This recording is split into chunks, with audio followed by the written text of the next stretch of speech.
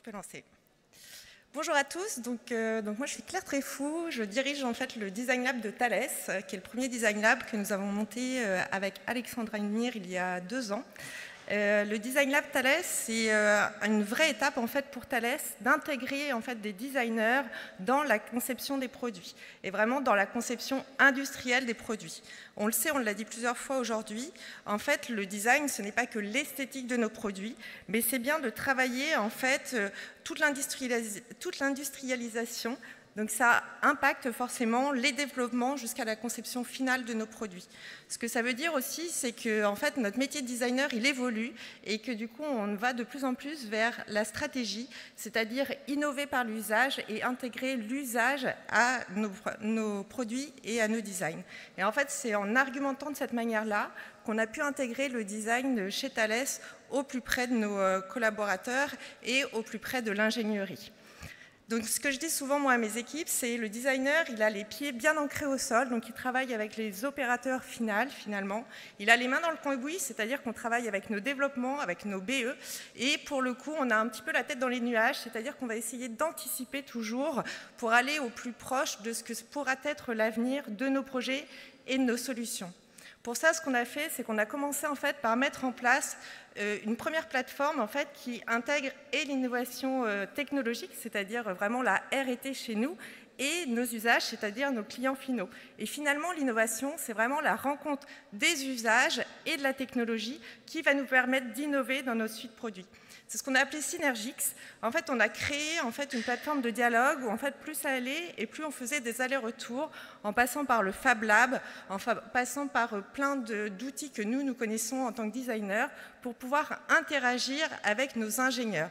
D'abord en interne pour pouvoir vraiment innover et ensuite de plus en plus en externe. Le but à chaque fois, ça a été de repenser vraiment le cycle de vie de nos solutions pour pouvoir vraiment comprendre où est-ce qu'on allait implanter nos idées et comment on allait arriver à mettre en place nos technologies de manière relativement sobre, en réalité, dans les mains de nos utilisateurs.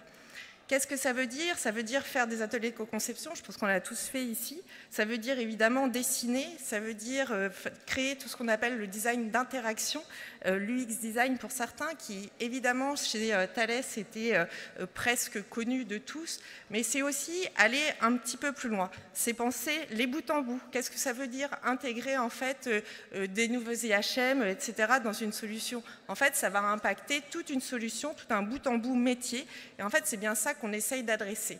En pensant en fait au bout en bout, qu'est-ce qu'on va faire nous en tant que designer? Assez naturellement, on va repenser le paysage général et donc du coup les objets qui vont y être associés. Et donc du coup, on va toucher les parties hardware. Donc finalement, en tirant la stratégie, en tirant vraiment les côtés conception, on va d'abord aller vers tout ce qui va être interaction, puis aller jusqu'à l'objet.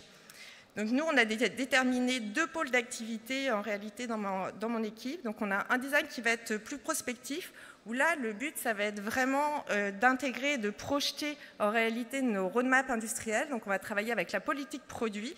Le but, c'est vraiment de comprendre les enjeux de nos métiers. Donc nous, on est sur des systèmes critiques, on l'a dit, donc des systèmes complexes. Donc dans un premier temps, il va falloir comprendre en fait ce que les mecs endurent sur le terrain.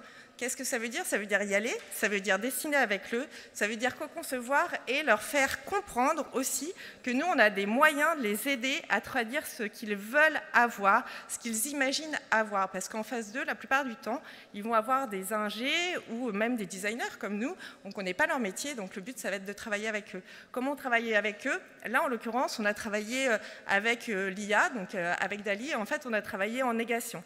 On a généré un paquet d'images. Là, c'est sur un casque, j'en dirai pas tellement plus. Et donc là, c'est sur un casque. Et donc, en fait, on va travailler en négation. Et donc, on va se dire, on veut pas ça, on veut pas ça. Une fois qu'on aura généré le plus possible en négation comme ça, nous, en tant que designer, on va s'approprier en fait leurs réponses et on va pouvoir, de manière relativement pragmatique finalement, redessiner ce qu'on s'est dit et ensuite évidemment l'interpréter et donc pouvoir commencer à faire des maquettes, etc. Et on va pouvoir aussi le digérer et finalement rendre à l'ingénierie une architecture d'objets qui va être finalement dessinée. Et donc ça va pouvoir en fait intégrer des spécifications en termes d'ingénierie et en même temps intégrer les besoins utilisateurs. Donc là, on repense vraiment la manière de spécifier nos objets.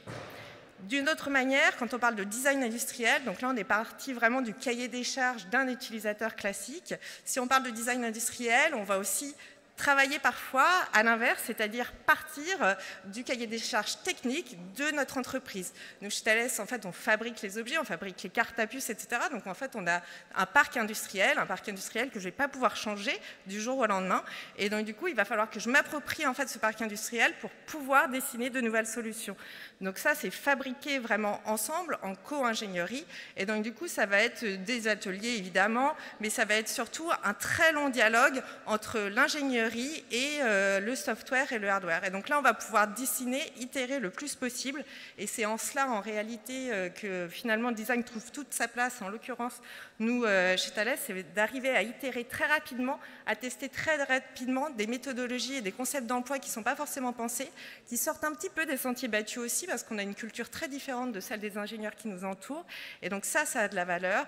Et donc, en fait, en redessinant des objets, en fait, on va dessiner ce qu'on appelle, nous, par calque, en réalité. Et donc, du coup, on va forcément impacter les solutions techniques, ce qui va nous permettre en fait, d'intégrer des usages plus contemporains et aller vers des objets qui vont être un petit peu plus faciles finalement d'utilisation.